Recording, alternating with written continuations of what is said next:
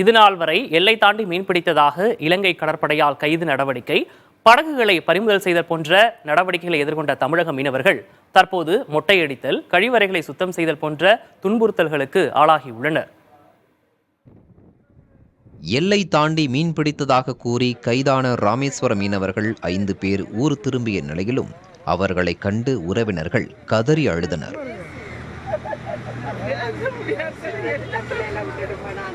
மீனவர்களுக்கு மொட்டை அடிக்கப்பட்டு இருந்ததே இதற்கு காரணம்.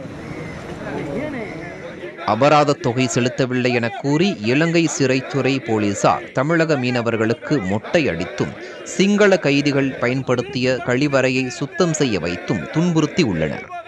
சொந்த ஊர் திரும்பிய மீனவர்கள் இதனை வேதனையுடன் தெரிவித்தனர்.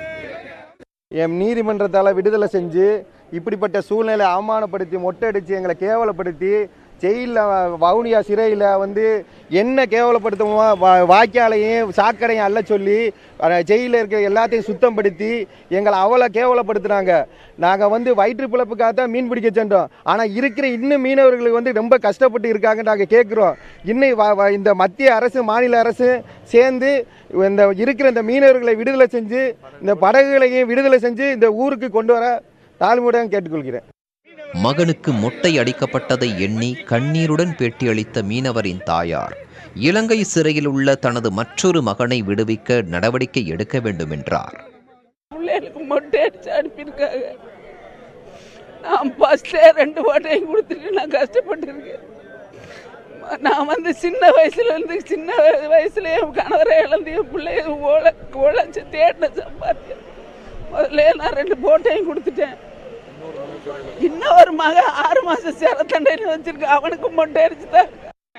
இதனிடையே மீனவர்களுக்கு நேர்ந்த கொடுமைகளை எண்ணி அவர்களது குடும்பத்தினர் கதறி அழுதனர். இலங்கை அரசின் தொடர் அத்துமீறல் தொடர்பாக மத்திய அரசு எந்த நடவடிக்கையும் எடுக்கவில்லை என கூறி ராமேஸ்வரம் மதுரை தேசிய நெடுஞ்சாலையில் மீனவர்கள் ஆர்ப்பாட்டம் நடத்தினர்.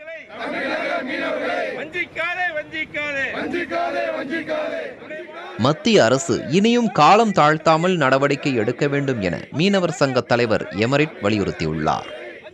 இந்த 5 மீனவர்களை மொட்டடிச்சிருக்கிறது ஒரு அவமானமா நினைக்கிறோம். இந்திய அரசாங்கம் இனிமையும் இந்த அவமானத்தை தட்டி கழிச்சு மறைக்கணும்னு நினைக்காதீங்க.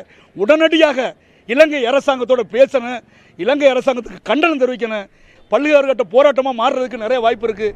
மத்திய அரசாங்கம் இனிமையும் மீனவர் பிரச்சனையில் வேடிக்கை பார்க்காதீங்க. இவை கொஞ்ச நஞ்ச அவமானத்தை நாங்கள் சந்திக்கலை, இழப்புகளை சந்தித்தோம். ஆனால் அவமானத்தை சந்திக்கிறதுக்கு நாங்கள் தயாராக இல்லை. எங்களை நாங்களே காப்பாற்றுக்கிறதுக்கு நாங்களாக களத்தில் இறங்கிட்டோம்னா இந்த அரசாங்கம் இருக்கிறதுனால எந்த விதமான பயனும் இல்லாமல் போயிடும்.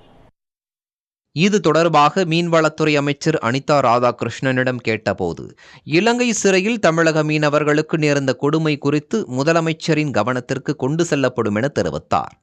அடுத்த கட்ட நடவடிக்கை குறித்து முதலமைச்சர் முடிவு செய்வார் என்றும் அவர் விளக்கமளித்தார். தங்களது வாழ்வாதாரம் காக்க மத்திய மாநில அரசுகள் விரைந்து நடவடிக்கை எடுக்க வேண்டும் என்பதே தமிழக மீனவர்களின் முதன்மையான கோரிக்கையாக உள்ளது.